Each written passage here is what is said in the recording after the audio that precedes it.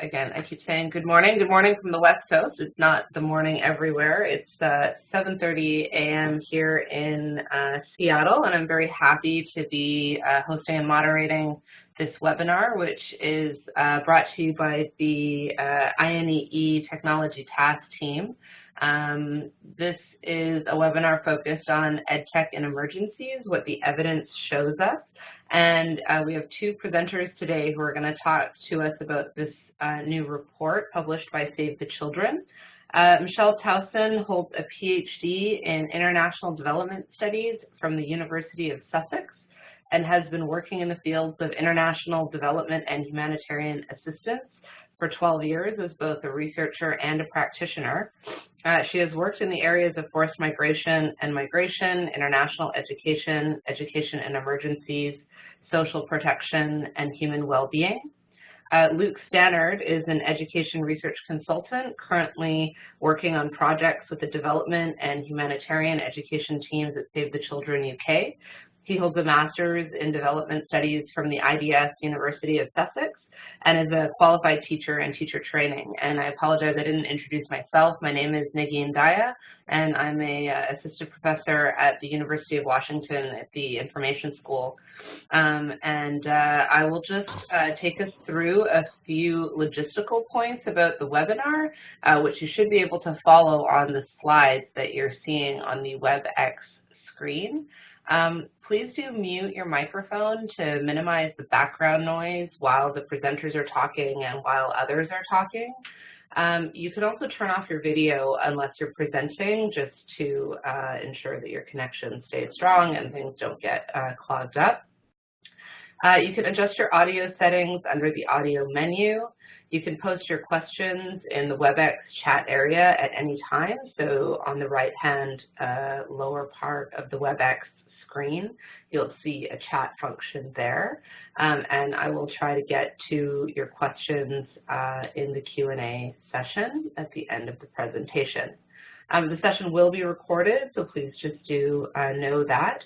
And if you do have any connection issues throughout, please let us know via the chat area, or you can email webinars@ineesite.org. And then, of course, please do look for follow-up with the recording and presentations, as well as other webinars on the ineesite.org website.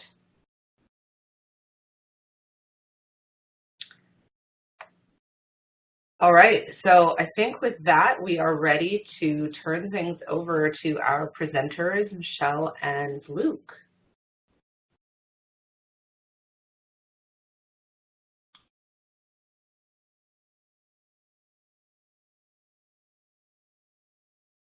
I hope you can hear me. Hello, everyone. Hi. Hi. Thanks so much for joining us. Yeah, good evening from where I am, but also good morning and good afternoon. Luke, are you doing the slides there? I'm sorry, could you repeat that? Sorry.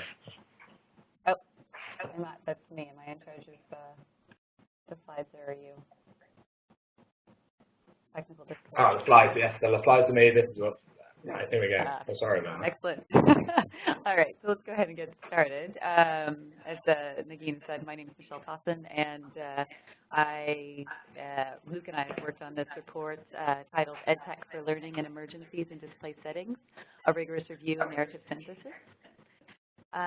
We worked on this report for just about a year, so hopefully it's informative and useful for you. And I'll talk a little bit about what a rigorous review and a narrative synthesis are, but I'll get started by giving you a little bit of background information.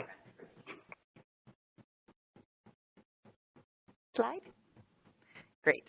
The current situation, as we are pretty much well aware if we work in this field, is that there's roughly 63 million children out of school due to conflict, according to UNESCO, and 50 million children are currently on the move, which means that their schooling is being interrupted. The Syrian crisis alone accounts for 1.4 million children being out of school, and over the last 10 years, there's been a considerable decrease in overseas development assistance for education. So what this means is that there's been quite a interest in involving private sector actors to be involved to help supplement the increased loss and increased, the increased demand and the decreased supply in education emergencies and education in development. So, of course, what that means is that although there's a lot of benefits to working with private sector actors, including more resources, it does mean that there's another actor in the midst. And every single actor, of course, from donors to practitioners to the individuals that we serve, are all going to have different priorities, different values, different prerogatives. So balancing those, of course, is always a challenge. In the theory response, it's been a very attractive for the private sector.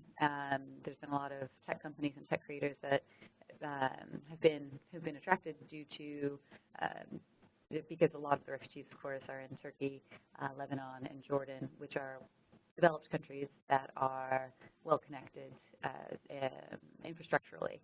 So, so nearly 50% of private sector engagement in the theory response does involve EdTech, and that is what sort of drove us to write this report, because we were really interested in seeing what exactly is occurring and are children really learning through the educational technology that's being brought to the response. So we wanted to know what works and what factors contribute to EdTech improving learning outcomes.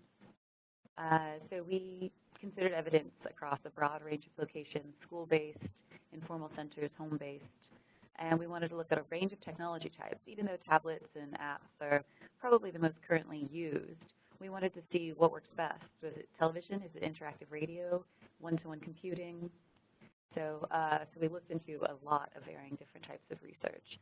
And we wanted to see what was out there. And so we decided to use we adapted a methodology from traditional systematic reviews. And for those of you who don't know what a systematic review is, it's basically taking a very specific research question and looking to see what all of the research out there says about this particular research question. It's very commonly used in medicine, for example, or harder sciences, where you have a question such as, what's the best cure for a headache? You know, and you could go through and you could systematically find every single bit of research that says what cures a headache, that's peer-reviewed, that's high-quality research, and come up with a really strong answer that would help to solve that and answer that question. So this is a really great method for scientific studies, but it favors quantitative findings. And we had to question the applicability of using such a method on social science and education, which don't always have such tangible, quantifiable, measurable outputs. So we decided to adapt the methodology and use a narrative synthesis where we did the same sort of rigorous review that you would with a traditional systematic review, but our analysis was done via synthesis and creating a narrative, a strong narrative. And what we did find is a lot of evidence, quite a bit of evidence, that we were able to collate and bring together. And we're very, very confident in our findings because there is so much research out there. So we started by defining our research question, defining our research strings, which are basically just a collection of words. The words that we have used for this study were taken from Dana Bird's 2015 study on education and emergencies, and we adapted that. And I do recommend taking someone else's list because they clearly have spent a lot of time with it. So please feel free to use anything we've used in this report.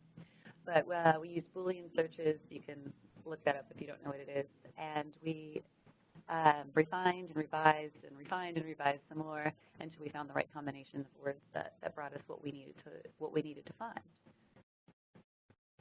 So we looked through Google Scholar, SpringerLink, ProQuest, ERIC, Sage Journals, JSTOR, and a number of selected journals. And I think there's a few more that aren't on this list, but you can find them in the study if you need. Basically, we retrieved thousands and thousands of articles. We started and we did 4 different reviews. The first was just finding articles that looked fairly relevant by the title. We did another review where we read the title and abstract. Then we did another review where we read through a little bit more in depth to make sure it was relevant, to make sure it was really getting at the research question, making sure it was really testing something and coming up with a conclusion, these academic studies. And then we did a final vetting process where we assess the quality of the research. And we use 2 different rubrics, which you can find in our report in the appendix. Very boring, but it brought us to 135 different studies. So we have many of these tables in our report, and they'll show what we found and how we found it and where the studies lean towards. But one of the things that we found were really interesting is that most of the studies are actually OECD or developed countries or middle income, and there's far fewer that are lower middle income or low income or fragile or post-conflict. So we did have to do a lot of deep thinking and consideration about how these findings are applicable in an emergency setting, and we sort of mitigated the lack of these studies with using a team of really experienced education and emergencies practitioners who were able to help us really refine our findings and make sure they were applicable to the emergency setting, and they were absolutely fabulous. Another thing that was really interesting that we found was the type of technology that was studied. The number one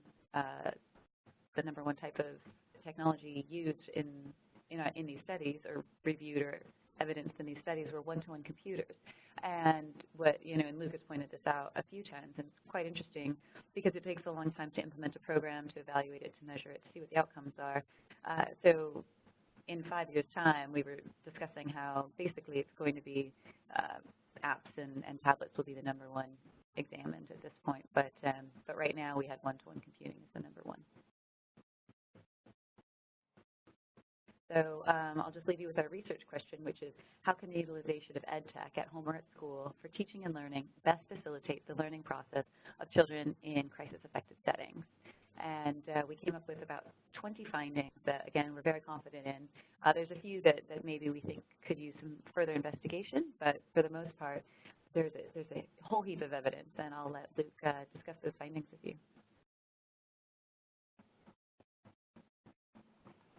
Okay, thank you very much, Michelle. Just to reiterate what Michelle said, there is really an enormous amount of literature on this. Granted, it's not necessarily from a developing or a emergency setting, but we have been doing EdTech for about 25 years, roughly. It's being integrated into main OECD countries. So there's a lot to go through. So we split these 20 findings into 3 main areas. Safe children, as you'd expect. We started with the child, the immediate environment, and the child themselves. What about the app can actually change and improve learning outcomes? The second, we looked at the community around the child. Now, that's a pretty broad term. We understand that. It can go anything from, obviously, primary caregivers, parents who are, absolutely fundamental. I think that's pretty well established, to educational attainment and learning outcomes, to the teachers, and we spent quite a bit of time looking at that because EdTech represents a massive change in their practice, and so we wanted to concentrate on that. And then building out of that, we looked at some of the other, perhaps from an advocacy point of view, or other areas, other key actors that need to be engaged with. And then we moved on to more the enabling conditions that would allow and facilitate for EdTech programming that essentially is sustainable and potentially, has the potential to better impact in the long term learning outcomes, which obviously, and that was our primary focus. So we started with the child, and I'm just going to go through the findings, really. Obviously, in the report, we go through this in quite considerable detail and break down the studies and what individual studies said on the matter.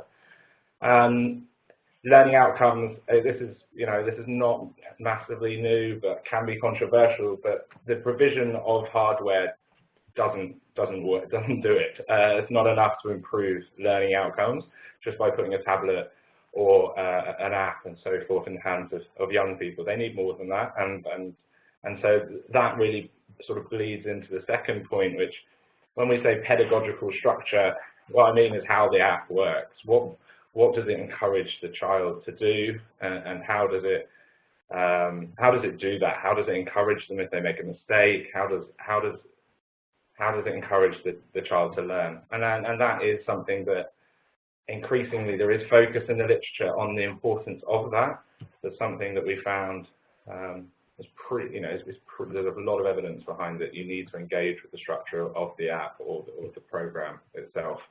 The EdTech software has to be tied to a curriculum. It's not. It sounds common sense, but if you are given a piece of learning that doesn't attach to anything that you've previously learned, you're likely to forget it. And not just that, people and children need a progressive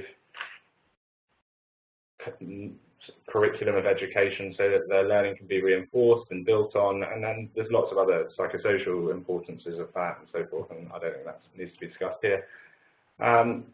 And also EdTech, this is particularly interesting with regards to, so when a child is using an app or using a piece of EdTech software, what happens when they make a mistake? It's a pretty well-worn cliche that we all learn in our failure, and that is absolutely true. Now, what the literature showed us is what happens when that mistake happens is really important. Are they just provided the answer? Because that doesn't really build self-confidence, doesn't build resilience in the learner, which is an overused phrase, to be honest. And so what happens when a learner gets something wrong? If the question's too hard, it needs to respond to that level, and it needs to work with them and to encourage them in a lot of respects. Again, we have more with the child than perhaps anywhere else, but the examples have to be relevant to a learner's context. That's quite difficult in an emergency situation, but again, if you're presented with learning material that's not in any way doesn't make sense to you as a person, then the evidence shows us you are very likely to forget that. Again, EdTech, and this is probably the most quoted important finding of any EdTech engagement, but it can certainly increase learners' motivation. There's some fantastic work on this, and it tends to initially spike motivation, but like anything, children are children, like all of us, you get bored of things. So there is the initial spike in motivation, and that's why we need to make sure that what people are engaging with when they're drawn to these spaces in informal learning centres or schools or so forth, if you can increase learner motivation, you need to make sure what they're doing is useful, so that that's a sustainable intervention and something that they can learn in the long term. 21st century skills. This is discussed a lot. I think we'll probably discuss it in them further, but 21st century skills roughly refer to quite complex higher order skills such as like evaluation or synthesis, so quite difficult tasks or processes in which children and young people need to critique the source that they're given or look at the quality of the data they've been given, not just what the graph says. That's a poor example, but it can be increased, but there is some ambiguity around how best to do that for sure. And learners can absolutely teach themselves to use technology. I think anyone who's ever given an iPhone or anything for that matter to young children, they're naturally inquisitive, so the concentration on the program doesn't necessarily, the evidence shows, need to be on teaching the children to use the software. They tend to work out themselves, so we should potentially concentrate on what they're learning and not just how they use the app, if that's the right way to put it. The second phrase, obviously, no learner works in isolation. It doesn't matter if they are excluded from formal education systems, which a great deal of young people in this situation are. Scaffolding is a posh word to mean organised help. Adult teacher-led help or scaffolding is absolutely fundamental to effective education, to be honest, on a wider level. The evidence shows, we're incredibly social creatures, and we really need, and children seek adult support. They seek adult support in almost every area, and that's no different in education. So we need to make sure that we're developing EdTech that champions, and actually evidence shows that it can increase the opportunity for social interaction, which reinforces learning. The next point, I guess, is quite a. I used to be a teacher, it's something that I care about, but the evidence shows that EdTech cannot replace teachers effectively. It isn't at the position yet where it can take the role of a teacher over and perform the role that a teacher does, with all of the wider, effective, emotional and conceptual feedback a teacher can give you. EdTech at the moment can't do that. We haven't seen the evidence of EdTech in particular that can do that. So it must supplement and not supplant teachers. The next point, there is so much literature on this point. It's really quite something. Teachers' attitudes and perceptions of technology, now that can be a broad brush, just their attitudes to tech, are incredibly important with regards to its uptake in the classroom. I don't think that's particularly difficult to imagine. We've all had people, friends and so forth, who maybe don't necessarily like technology as much as someone else. Well, that's still exactly the same with teachers, and there is some brilliant work that really burrows down into what type of factors have a big influence over the teacher's perception. So it's a really fertile area for research. There's quite a lot in there. And obviously, if you are encouraging teachers to change the way in which they teach, they need training. And I mean, the report we've put all of the findings and all of into big tables and so forth, so it's useful for reference, which is something we were very keen to do. And the teacher training, the importance of teacher training is you can see it by the size of the table. It's absolutely enormous, and it needs to be repeated. And teachers need to be given the option to go back and recover material. But also, the literature shows there's more to that than just training. It's giving people the opportunity to have training. It's giving people the time to do it, not just bolting it on and putting it on a weekend because care responsibilities and so forth. It's complex. Also on the community, and again, this is the true in outside of technology as well, but certainly been found in the literature that parents' perceptions of technology are hugely important to its successful uptake across. It's as simple as that, and that's why we have to engage with parents before the implementation, and it's a good opportunity, especially in emergency situations, to discuss with wider groups of people, basically, about the education that's being provided. Again, cultural dispositions, so attitudes amongst communities towards technology have proven to be very important from the literature that we covered, which again reinforces this need to proactively engage with groups and people so that their opinions are front and center of what you're doing. Next, EdTech does not necessarily represent the best value for money. There's some absolutely fantastic work come out of Kenya looking at this in the early years. Provision that wasn't necessarily was in a more of a development context, but it's a very effective piece of literature of research that looks at this. So I'd recommend that. And again, similar idea, the sustainability of interventions is questionable.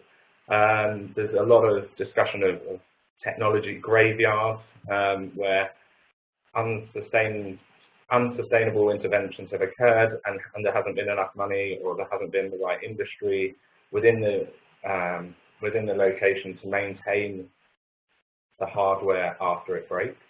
And so that was a big finding for us. And finally, we came to the enabling conditions. So what allowed and facilitated effective EdTech engagement. Again, quite clear, I thought the literature was, and we did thought the literature was quite clear here. Infrastructure is a major barrier to engagement in emergencies. It makes sense to read it out loud. There's a lot of evidence that when you have to, the evidence shows we need to engage with initial needs and initial infrastructure assessments, and then go back and look at them again. Because when you turn up with and potentially try and get 20 tablets, 50 tablets, for example, online, that has an effect on the bandwidth. So infrastructure, massive. Apologies for the acronym. Accelerated learning programs can absolutely work with EdTech. They marry and work well with the fact that they can increase learner motivation. So there's certainly a lot of evidence around that. Again, talked about a lot. EdTech can sort of blur the lines between informal, formal, and non-formal spaces for learning, which I think anyone who's read about this would understand that. Gender is a factor in access in some situations, but not performance. There is a bit of a myth that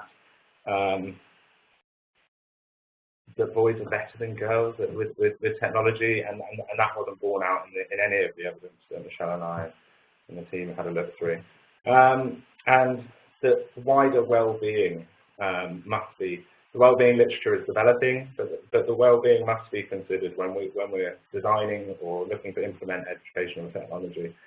Are we asking people to spend, or children to spend all day indoors by themselves? Is that a viable alternative for their well-being and potentially an integration into a more, or just an environment more conducive for positive mental health and well-being, really?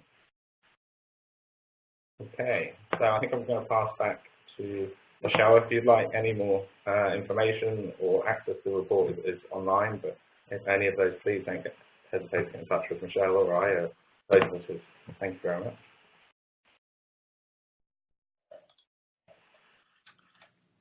Great, thank you so much, Luke and Michelle, for that overview of the report and the interesting findings that you've put together there. I might just ask a couple of broader questions just to give you an opportunity to share with us a little bit more about your findings. I'm sure there are lots of things that you were not able to include in the report as well. And one of the big questions that comes to mind for me is wondering about this gap in all of this evidence that you found. And I know I'm just looking at some of the questions, so there are some questions about, the grades and the education levels, the countries, as well as the type of projects, so just the specifics of the research. And I'll just, with the report in front of me, I think section 5 in the report has all of the tables breaking down some of those details. But I ask you, Luke, maybe, or Michelle, to talk a little bit more about, you found so much information and so many studies here about EdTech and development, and then, we have this kind of gap in what's being adopted in emergencies and protracted settings. What do you see as the main barriers to bridging, to this gap, and how can we bridge it? How can we actually take some of these findings and ensure in the context of conflict and crisis that they're applied? Michelle?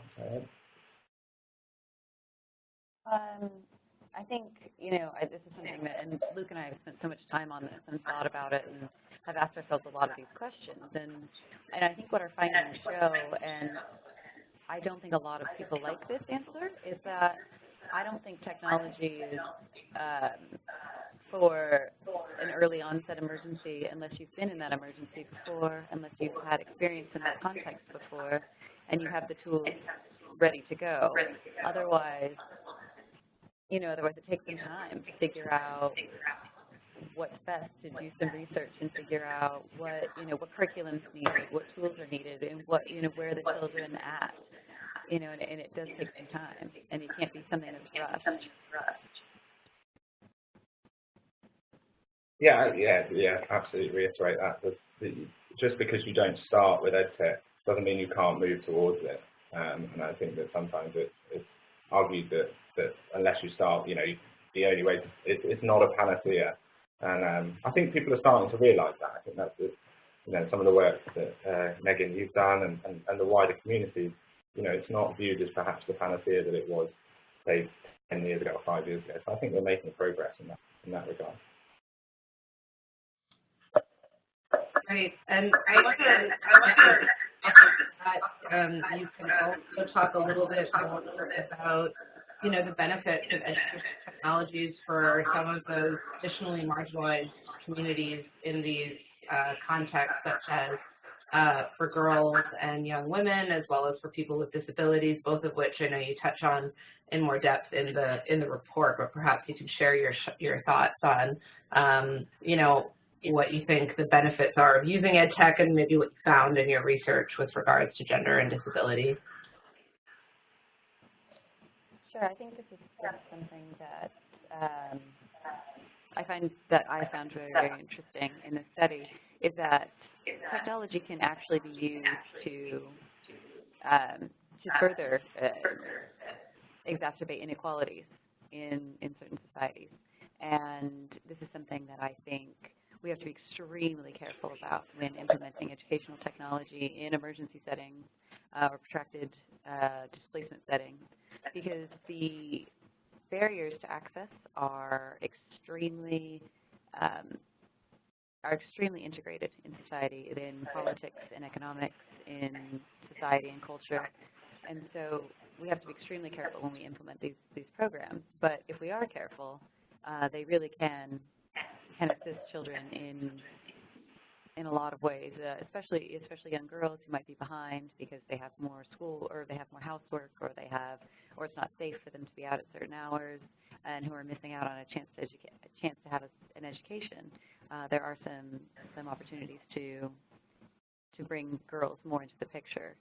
As far as disability is concerned, what's really, really unfortunate is there's almost no evidence on it in either emergency, displaced, developed country contexts. The evidence is so sparse, and it's really saddening, actually, to see, and it's something that needs to be addressed in the literature globally, I think.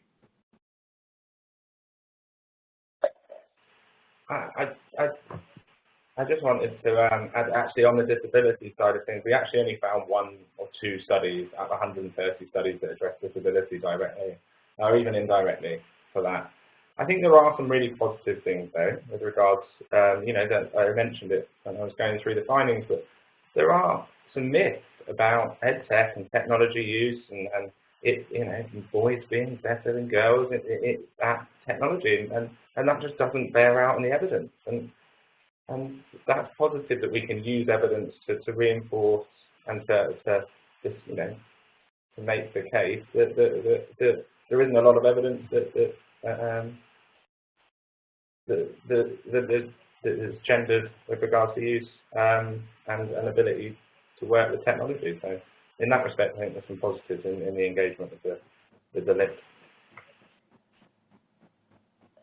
Great, thank you. I'm going to ask one more question before I turn to the questions from the audience participants. And that question is thinking a little bit about the complexity of these contexts. And you point to, the importance of integration, and you've mentioned about, the need to work with existing curriculum, to build out curriculum that is embedded in the political context, in the social and cultural context, and that is going to be relevant to the learners. And I think the question for me is,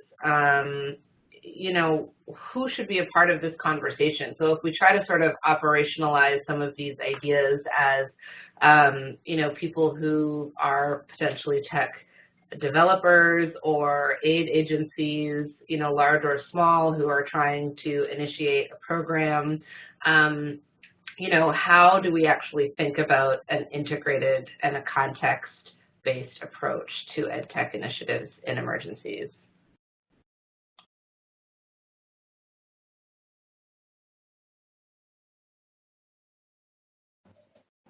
Well, I think one of the main challenges here in regard to this is that, as I said when I first started speaking, is that Michelle, sorry to interrupt.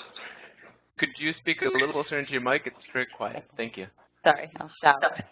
So one of the things, thanks, Peter.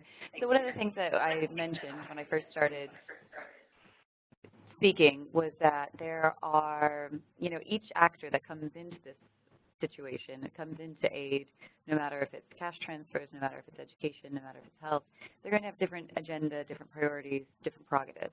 And I think one of the main issues is that when you come into working with the private sector, the values tend to be rather far apart because we're talking about accessing markets, we're talking about developing brand loyalty. So, I mean, and this is something that's quite different than, maybe a donor who's really interested in impact so that they can show their taxpayers that, their money is actually doing something quite useful, or for the practitioners on the ground who are really interested to make sure that children are learning, and really trying to see the difference in people's lives on a day-to-day basis. So, I mean, it's really, really challenging to coordinate and bring these actors together. And so I think something that we really need to be careful about is that we have some common ground to get started. And I think that's one of the benefits of this report, and it's one of the driving factors behind writing this report. And it's actually something in your report, Megan, about how a lot of these interventions don't actually have evaluations. And so there's no evidence to see what's actually working. And the evidence that's collected tends to be from the tech company side. So they're looking at, are people using the app? How often are they using the app? Not the learning outcomes. So I think, we need to start from the common ground, and I think we need to work together, especially as practitioners from, whether it doesn't matter who you are, if you're an NGO or an aid agency, I think we need to be on the same page. I mean, it's great that there's private sector intervention, and it's great that we're getting more funding because we need it, because children need an education. But I think what's really important is that we start from this common ground where we say, okay, well, it's not about brand loyalty, it's not about marketing, it's about making sure that we are working together to ensure that children are learning and that we're all aiming for the same outcomes. And I think we need to work better together to ensure that we're kind of standing our ground a little bit, because it's, we have to make sure that we're protecting the people that we're trying to help. And that's a little bit of a soapbox, sorry. No, that's fine. That's great. Thank you. I might just turn to the questions from our participants and start with one from Catherine Langsford asking about studies that were focused on more than one child to a computer. So maybe if there's something of interest that comes to mind that you can share in a little bit more detail about, some evidence-based outcomes from a study that is not a one-to-one engagement, that might be interesting for folks to hear more about. Yeah, I can't remember the name of the study. I haven't put all of them in my head, unfortunately. But we do refer to it actually in some depth. What's quite interesting is there's a lot of talk about how the children are learning with technology and so forth, and how do you facilitate group work with potentially one computer amongst a number. And I think it's a study that comes from the UK. I can find it and send it, it's not a problem. And they actually looked at restricting the amount of screens to ensure that students worked together. Actually, it increased social dialogue between students, increased sort of effective domain of having to negotiate issues in a group. And so actually restricting screens can increase the opportunity for learning across a broader spectrum of types of learning, as it were, not just cognitive and remembering and reciting and applying, but actually negotiation amongst each other and so forth. And there is a real bias in the literature towards the cognitive domain of learning and not towards the more effective socio-emotional learning. And so, yeah, I can certainly send that study. I think there's a couple of others that I could send through, and if that was of use. Yeah, I seem to remember one of the studies saying that the optimum number of people to screens was 4, if I'm not mistaken.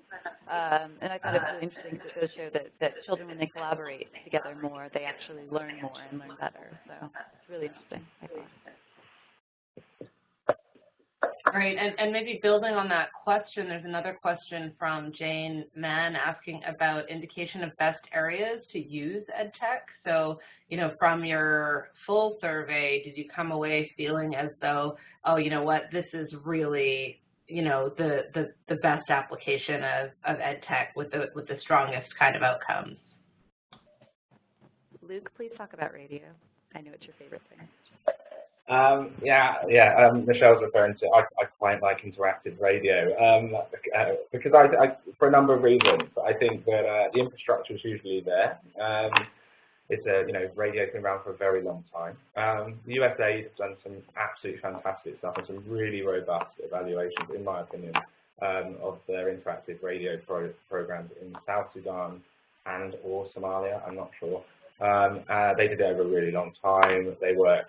It's a fantastic evaluation report, and just interactive radio has the opportunity to encourage informal and quite organic growth of schools outside, because everyone can tune into the radio at that specific time, at that, you know, and so yeah, interactive radio is a bit of a fan of, and it certainly seems to have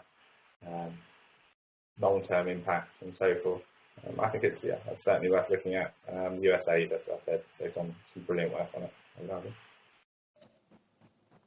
Yeah, I think you know, I think radio is quite an interesting one because people don't really consider it technology because the word technology is synonymous with innovation, and radio is old. But I think what is really really great is, as Luke says, it's available to anyone at any time for the most part, and so it's something that can be quickly picked up, quickly disseminated.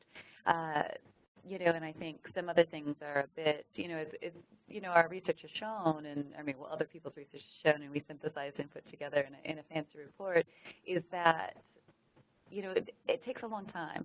It does, and you know, and so responding in an acute crisis, the immediate responses to use technology might not be best, as I had said earlier, unless you're already prepared with the tools for that specific population. But it takes a lot of planning and takes a lot of time. And so I think, you know, we were working on it a while on a bit of a matrix to sort of help us plan emergencies, and I think, or how to plan to react to emergencies, and based on, you know, is it a protracted situation where people have lots of access to internet but no access to schools? Is it is it an acute crisis that is a flood where schools are just going to be closed for a short time, and are people going to go home? So I think in about 6 months' time, and schools will reopen. So what's the best way to handle each situation is something we have to consider with every single emergency. So if it's a 6-month crisis, do we need to sit and invent, you know, the best technology ever to make sure that kids are going to Harvard? Probably not. We probably just need to make sure they're not forgetting what they already learned. But in a crisis like a protracted situation, I'm now in Southeast Asia. Here, the situation is where you'll be out of school for about 10 years because it's hard to access schools locally in Southeast Asia if you're a refugee. So, you know, but there's a lot of internet, there's a lot of data available. So maybe this is the place where you would want to develop really strong at-home collaborative blended learning. And, you know, so I think it's just really about paying attention to what the context is and what serves best, what infrastructure is available. So, I mean, it's a great question, and I'd love for there to be an easy answer, but it turns out there's not.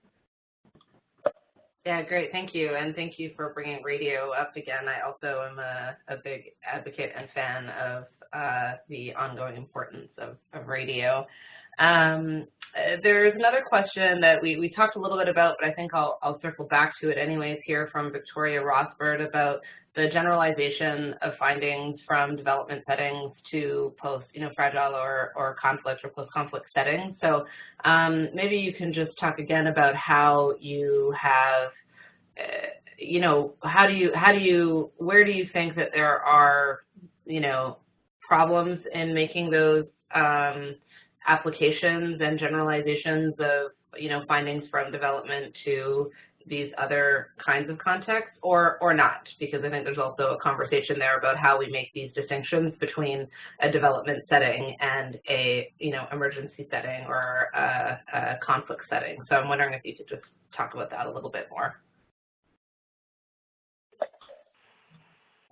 Yeah, I'll start.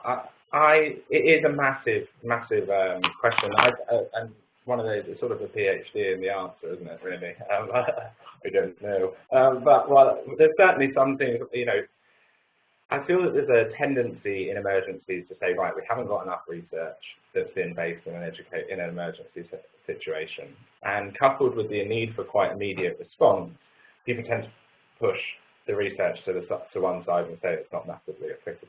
And that's not just tech firms that do that. There's plenty in humanitarian organisations who write blogs about such things that we, you know, anyway, nonetheless. I think there's some real questions to be asked about the form of instruction or the form of pedagogy most prominent. So, for example, if we have a child, and there's a big if, we have a child-centered approach to education in, say, the UK, which we're meant to have since the 70s. Having worked in the UK, maybe not. But nonetheless, if we have a child-centered approach to learning that's quite and has formed the basis for a piece of research. A lot of the research that we looked at came from a sort of socio-constructivist approach.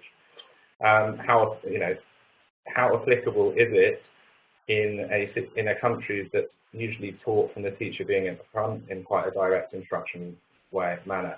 So there's a problem there, because you've got not just have you got to reorientate the kids, the children, essentially into learning in a different manner, which they'll be fine. But also, you're talking about changing teachers' practice, and so, as Michelle said, these things take a really long time. However, if you say look at something like curriculum and the need for EdTech to align with a curriculum, I don't see a massive difference. For, you know, that's not as perhaps as great a change. You know, any child anywhere is going to need the next lesson or the following lessons to tie in with what they're doing now for them to build their understanding throughout a period of time. That's what curriculum is. So I think that there are lots of findings, and again, I know it's an answer we've used a few times, but it's entirely based, is entirely up to the context and the specific example that you're looking at. So curriculum, not a problem. Instructional design, yeah, there's some serious questions to be asked about that. To sort of jump off what Lucas said there, I think, you know, I got in this debate not too long ago with someone from UNHCR, where I was trying to say that children are children. You know, it doesn't matter. You know, people are humans, and humans can learn in all sorts of different environments. And this person was trying to tell me, no, because they've been through trauma, it's not the same. But going through trauma does not transform a person into something that is not human. So we have to remember that children are children are children. And maybe there's some impediments to cognitive abilities with your being faced with traumatic experiences over again, high levels of stress, you know, high spikes in, and there's some of this in our report where we talk about, so there are some impediments to learning if you're in an emergency setting. But, you know, people still learn the same way no matter what. You know, you learn through scaffolding. You learn something, and then you learn a little bit more and a little bit more. It takes you to the next level. You learn by being confused, just the right amount of confusion. That's how you learn. You know, if you're too confused, you'll give up. But if you're just a little bit confused, you'll be inquisitive and you'll take things forward. You know what I mean? So it's the same no matter what. So a lot of these findings are absolutely 100% applicable.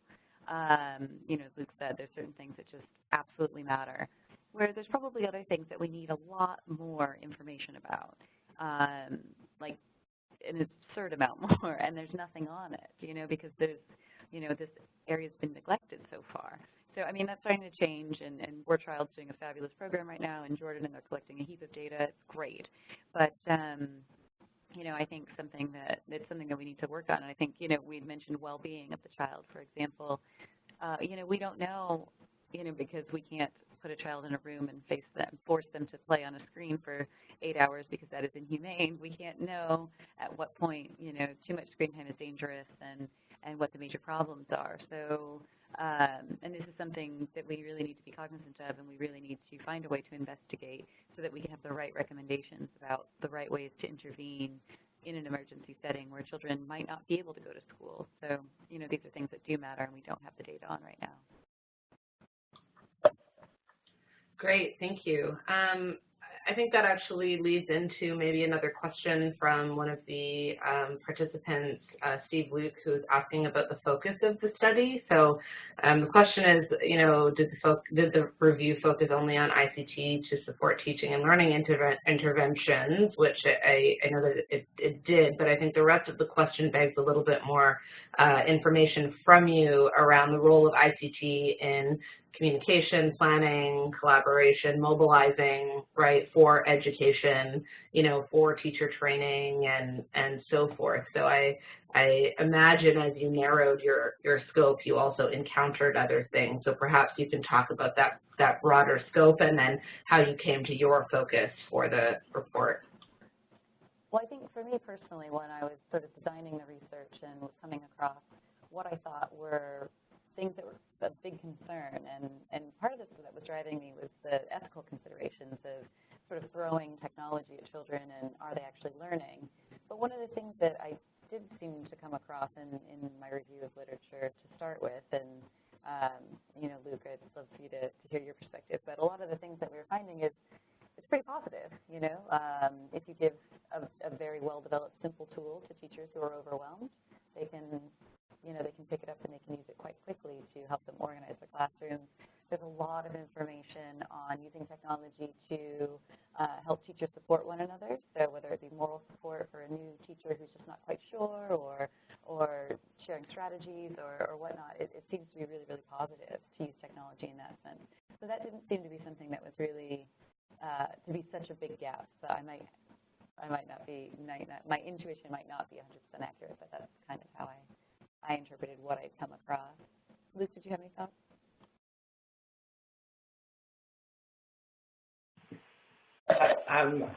I think not hugely to add on. I just say that the literature is vast. Like there's so many different areas in which technology is going to impact, has impact, and will continue to. We didn't look at AI and what that will do going forward, which I know is a bit of a buzzword, but if you Save the Children have also just produced a report. Tim Unwin and a group of colleagues, I think at Royal Holloway, have just produced a report about looking forward for the next 25 years on where ICT and education in low resource environments. And I would massively recommend looking at that review. I think they engage with a broader spectrum of education issues related to ICT. And so, yeah, I'd recommend that's a really good study, or review, as it were. So that's all I'd add. Great, thank you. Thank you. We have time for questions. One is that might work out very well.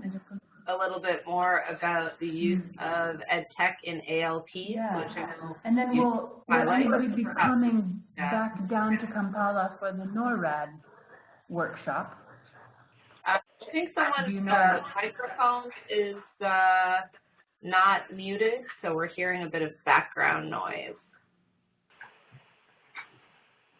Great. So sorry. So Luke, the question was from Anne Breivik and asking if you can talk a bit more about the use of EdTech in ALPs and with perhaps some examples. I don't have examples off the top of my head. I've been looking at other stuff since. It's certainly in the report. I think that it has been shown that that there are a number of studies in the US, it's funny how it comes down. There are a number of studies in the US with what would you classify as at-risk young people who potentially have behavioural management issues and have spent a fair amount of time outside of school, and they've used EdTech to either stimulate their interest and get them back in and then put them on an accelerated learning program. So I think, without actually having the perfect answer to that, I'd say that accelerated learning programs, often the research that we covered, engages with students who perhaps need a little bit more encouragement to engage with their learning than others, though that's obviously not the case perhaps in an emergency situation. But again, I think I mentioned, it marries this idea that there's an initial increase in motivation, by the looks of things, when people are using educational technology. And so with an accelerated learning program that's well designed, I would hazard a guess that that increase in motivation with potentially at-risk or potentially marginalised young people works well. And that's what I recall of the studies that we went through. But I do know there's a fair amount on accelerated learning programs, yeah, for sure. There are quite a few, and two of the ones that I remember from the study. And one was where students went after school, or in the middle of the day actually, they went to a computer lab and they worked with a facilitator who helped them. And in quite a short amount of time, they were able to catch up to where the other students were, and some were able to surpass where the other students were. And that was in India, and that's an older study from about 2008. Then I read another study, and I cannot remember the technology that was used, but I do remember in the study that the first year they, and it was math, I believe, and the first year they did the study, they just put any old math on program on the tablets, computers, I can't remember which, but the students had just used the maths and not much had happened. They incrementally, just barely, not statistically significant, improved their scores.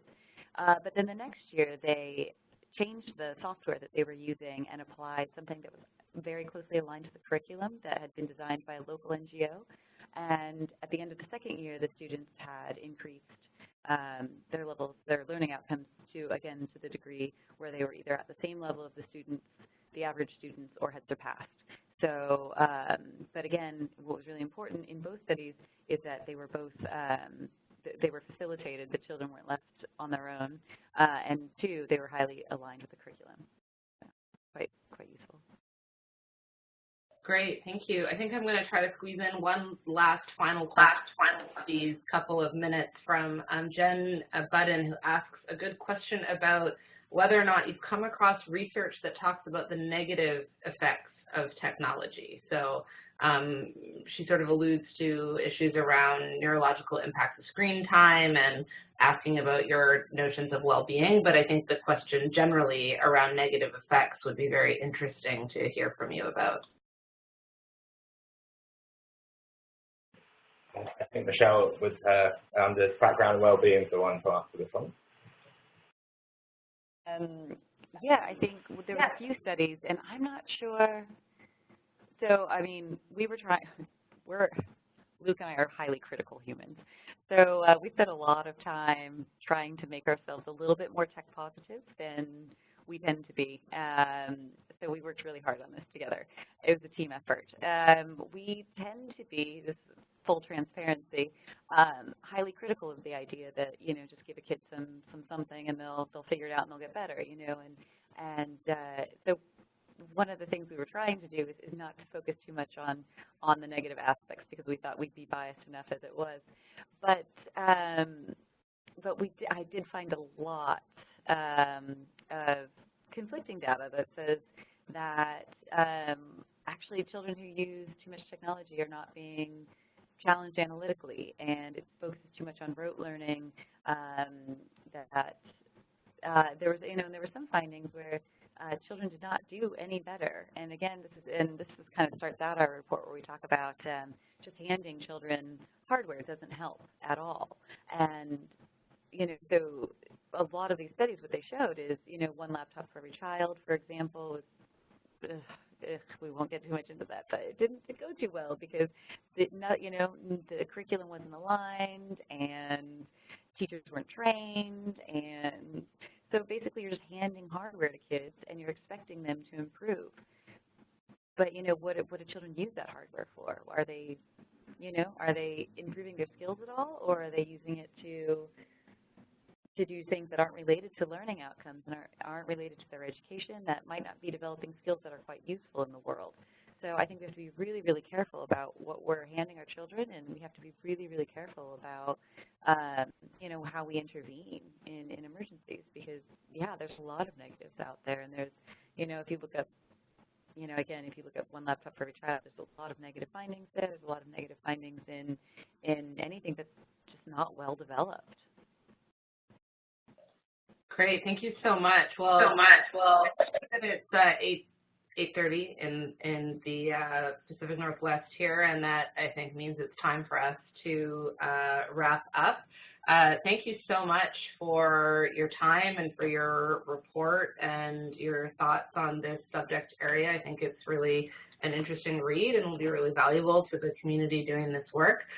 This session will be recorded, is being recorded, so folks who have colleagues who may not have been able to join the webinar, please feel free to look for that on the INEE website and send it around. And I believe that Michelle and Luke have their email addresses available. We may have them on the INEE site. Oh, there we go, on the slide there. So if you have questions for them directly, you can also email them. And we thank everybody for your time and your participation.